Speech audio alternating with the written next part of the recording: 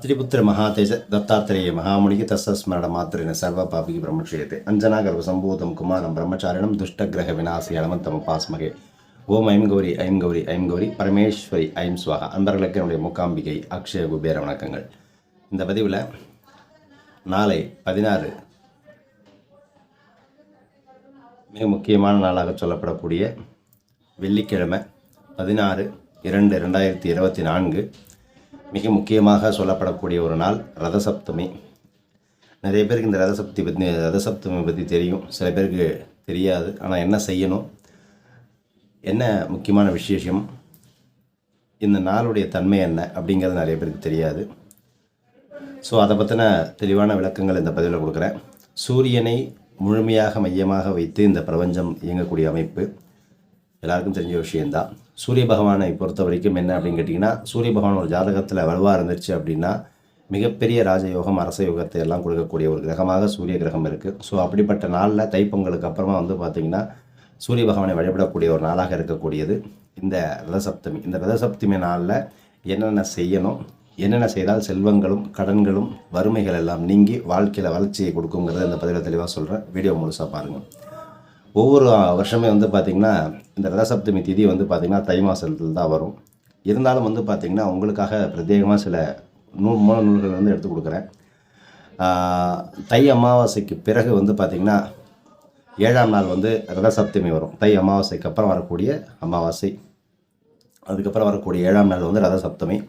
இந்த ஆண்டு அமாவாசை திதி கொஞ்சம் தாமதமாக வந்ததுனால 2024ஆம் ஆண்டு ரதசப்தமி மாசி மாதம் வருகின்றது. இந்த மாசி மாதம் 4ஆம் தேதி வெள்ளிக்கிழமை வரக்கூடிய ஒரு அமைப்பு. அதாவது இங்கிலீஷ் கேலண்டரில் பார்க்கும்பொழுது 16.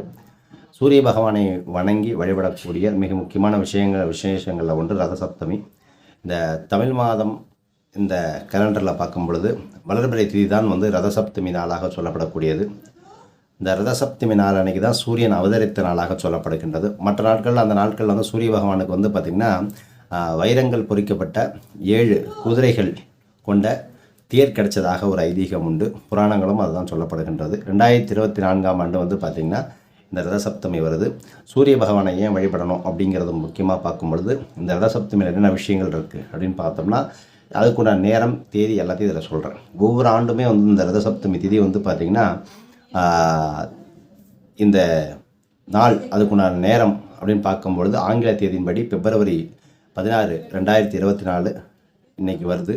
ஏன்னா நான் உங்களுக்கு ஒரு நாள் முன்னாடி இந்த வீடியோ போடுறதுனால உங்களுக்கு நான் வீடியோவில் அப்படி சொல்கிறேன். ஸோ 16/4/2024 சூரியன் உதிக்கும் நேரத்தில் என்ன திதி இருக்கின்றதோ அதைத்தான் நம்ம கணக்கில் எடுத்துக்கணும். சூரிய உதயத்துக்கு அப்புறம் February 16ஆம் தேதி பார்த்திங்கன்னா சூரிய உதயத்தின் போது சப்தமி திதி இருக்கிறதுனால February 16ஆம் தேதி தான் அந்த ரதசப்தமி திதி கொண்டாடப்படுகின்றது. இதனுடைய தொடக்க நேரம் எடுத்தோம் அப்படின்னு கேட்டிங்கன்னா February 15, 2024 பார்த்திங்கன்னா 4:40 PM ஒன்று வருது. ரெண்டாவது பார்த்திங்கன்னா 2024 சப்தமி திதி முடியும் நேரம் பார்த்திங்கன்னா 3 நாட்கள்னு கொடுத்துருக்காங்க. அதாவது நான் காலையில் 4:40 February 16 மத்தியானம் 3:04 அந்த டைம் வரைக்கும் நீங்கள் எடுத்துக்கிடலாம். இந்த திதி தோராயமாக பார்த்திங்கன்னா அரை மணி நேரத்தில் இருக்கக்கூடிய இந்த கிருத்திகை நட்சத்திரத்தில் ரதசப்தமி ஏற்படக்கூடிய ஒரு அமைப்பு. தோராயமாக பார்த்திங்கன்னா February 16 அப்படி நாளைக்கு பார்த்திங்கன்னா இந்த கிருத்திகை நட்சத்திரத்தில் ரதசப்தமி ஏற்படக்கூடிய ஒரு அமைப்பு ரொம்ப விசேஷமாக சொல்லப்படக்கூடிய அமைப்பு. ஏன்னா சூரிய பகவான் கிருத்திகை நட்சத்திரத்தில் அந்த கிருத்திகை நட்சத்திரத்துக்கு அதிபதின்னு சொல்லக்கூடிய ஒரு அமைப்பு. அந்த அவதரித்த நாள் என்ன விசேஷம் அப்படின்னு கேட்டிங்கன்னா அந்த காஷ்யப முனிவருக்கும் அதே மாதிரி பார்த்திங்கன்னா அதிதி தேவிக்கும் மகனாக சூரிய பகவான் பிறந்த நாள் தான் தை மாதத்தில் வரக்கூடிய சப்தமி திதியாக சொல்லப்படக்கூடியது. சூரிய பகவான் மகாவிஷ்ணுக்கும் அதே மாதிரி மற்றொரு வடிவமாக வணங்கக்கூடிய ஒரு அமைப்பாக சொல்லப்படக்கூடிய ஒரு தெய்வம். உலகத்தில் அனைத்து ஜீவராசிகளுமே பார்த்திங்கன்னா உயிர்ப்புடன் இருப்பதற்கு சூரியனுடைய ஒளிக்கதிர்கள் ரொம்ப மிக முக்கியமானது. அதனால தான் ஜனனகால ஜாதகத்தில் சூரியன் ரொம்ப மிக முக்கியம். தை மாத உத்தராயண புண்ணிய காலம் அப்படின்னு சொல்லக்கூடிய இந்த ரதசப்தமி 2024 ஆன்மீக ரீதியாக பார்க்கும் பொழுது தை மாதத்தில் வரக்கூடிய அமைப்பு. தேவர்களுக்கு உண்டான உத்தராயண புண்ணிய காலம் என்பது மிக முக்கியமான விஷயம். ஸோ இந்த நாட்களில் பெருமாள் கோவிலுக்கு மாசி மகத்தன்னைக்கு பெருமாள் கோவிலுக்கு போகிறது, அதே மாதிரி பார்த்திங்கன்னா சூரிய பகவானை வழிபடுவதெல்லாம் ரொம்ப விசேஷமான ஒரு அமைப்பு. சூரிய பகவானுடைய தேர் பார்த்திங்கன்னா வடக்கு அரைகோளத்தில் நகருகிறதாக ஒரு அமைப்பு உண்டு. இந்த நாள் வந்து சூரியன் வந்து அவருடைய தேர் வச்சுருக்காரு இல்லையா, அந்த தேர் வந்து பார்த்திங்கன்னா வடக்கு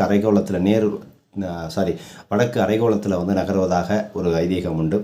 அதனால் இந்த நாளில் வந்து கொஞ்சம் கொஞ்சமாக இந்த வெப்பமானது கொஞ்சம் அதிகரிக்கக்கூடிய ஒரு காலகட்டமாக இருக்கும். ஸோ அதனால் இந்த ரதசப்தமி நாளில் என்னென்ன செய்யணும் அப்படின்னு கேட்டிங்கன்னா, மிக முக்கியமாக 9 இறக்க நிலை எடுத்துக்கோங்க.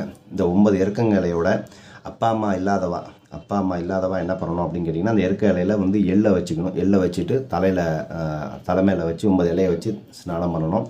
அதே மாதிரி அப்பா அம்மா இருக்கிறவங்க வந்து பார்த்திங்கன்னா எள்ளு வைக்க வேண்டாம்.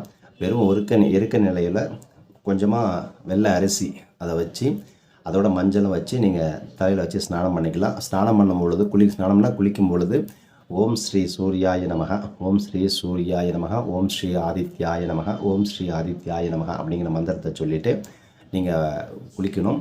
அதுக்கப்புறமா நீங்கள் குளித்து முடிச்சதுக்கப்புறமா நீங்கள் என்ன பண்ணணும் அப்படின்னா, நாளைக்கு ஒரு நாளாவது சோப்பு போடாமல் முடிந்தால் சீக்கா போட்டுக்கலாம், தப்பு இல்லை. அதே மாதிரி வந்து பார்த்திங்கன்னா இதை குளிச்சுட்டு அந்த எல்லாம் அந்த சைடில் எடுத்து வச்சுட்டு கால் படாமல் அதுக்கப்புறம் கவரில் போட்டு எடுத்து வச்சு ஓடுற தண்ணியில் கொண்டு போய் போட்டுருங்க, இல்லை குளத்தில் கொண்டு போய் போட்டுருங்க.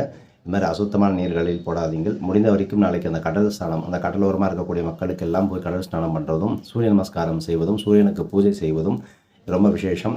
அப்போது நாளைக்கு உங்கள் வீட்டில் வந்து பார்த்திங்கன்னா நீங்கள் வந்து மிக முக்கியமாக வந்து உங்கள் வீட்டு பூஜைலாம் முடிச்சுட்டு சூரியனுக்கு வந்து மத்தியானம் உச்சிகாலமாக இருக்கக்கூடிய காலகட்டத்தில் நீங்கள் பூஜை செய்வது ரொம்ப விசேஷம்.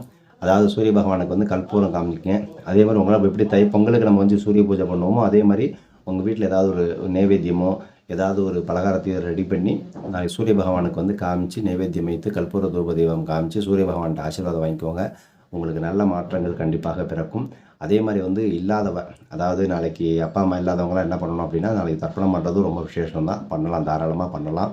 இதெல்லாம் செய்யும் பொழுது இதற்கு சார் அப்படின்னு கேட்டால், சூரியனுடைய எந்த ஜாதகத்தில் சூரியனுடைய பலம் இல்லாமல் அவர்கள் இருக்கின்றார்களோ கண்டிப்பாக பாருங்கள் அவங்க வாழ்க்கையில் வளர்ச்சிங்கிறது இருந்திருக்கவே இருக்காது. என்னதான் வாழ்க்கையில் வளர்ந்து ஒரு ஸ்டெப் 10 ஸ்டெப் இருந்தாலும் 20 ஸ்டெப்பு கீழே இறங்குவாங்க. இதெல்லாம் சூரியனுடைய பிரச்சனை இருக்கிறனால வரும். ஸோ சூரியனுடைய அருள் இருந்தால் தான் வாழ்க்கையில் மற்ற கிரகங்களுக்கே வேலை நல்லா புரிஞ்சுக்கணும். ஏன்னா சூரியனை மையமாக வைத்து தான் அத்தனை கிரகங்களும் உங்களுக்கு நகர்ந்து கொண்டு இருக்கின்றது. அப்போ நான் ஏற்கனவே நிறைய இதில் சொல்ல மாதிரி உங்கள் ஜாதகத்தில் எந்த கிரகம் முடங்கியிருக்கு, எந்த கிரகங்கள் முடக்கப்படுகின்றது, எங்கே தடுக்குது, எங்கே கெடுக்குது, எங்கே போய் பிரச்சனை கூட்டிகிட்டு இருக்குது, இதெல்லாம் தெரிந்தால்தான் உங்கள் ஜாதகத்தை அதுக்கான பலன்களை நீங்கள் அக்யூரேட்டாக தெரிஞ்சுக்கிட்டு அதை நோக்கி நீங்கள் நகர முடியும். ஸோ அதை பற்றின டீட்டெயிலாக தெரியணும் அப்படின்னா நீங்கள் கீழே நம்பருக்கு கான்டாக்ட் பண்ணி கன்சல்டேஷன் டீட்டெயில் எடுத்துக்கலாம். அதே மாதிரி விரைவில் வந்து பார்த்திங்கன்னா மகா சிவராத்திரி வைபவம் திருவண்ணாமலையில் 4வது வருடம் நடக்கிறதுக்கு. ஸோ அதை பற்றின டீட்டெயில் உங்களுக்கு விரைவில் வெளிவரும். இன்னொரு 3 நாட்கள் வந்து பார்த்திங்கன்னா அடுத்த வாரம் வந்து திருநெல்வேலியில் வைபவம் இருக்குது. ஸோ ஒவ்வொன்றா உங்களுக்கு அப்டேட் வரும், காத்திருங்கள். அடுத்த பதிவில் ஒரு சுவாரஸ்யமான தகவலுடன் சந்திக்கின்றேன். இன்னும் ஒரு 3 நாள் வந்து பார்த்திங்கன்னா உங்களுக்கு நான் வந்து சேலத்தில் இருப்பேன். சேலம் அப்புறம் வந்து பார்த்திங்கன்னா திருநெல்வேலி, இது 2 நாளில் ராமேஸ்வரம் இந்த இடத்துல இருக்கிறதுனால ஸோ நண்பர்கள் கான்டாக்ட் பண்ணனால நீங்கள் கான்டாக்ட் பண்ணிக்கலாம். நற்பவி நல்லதாக இருக்கட்டும். ஓம் ஸ்ரீ குருபியோ நமः.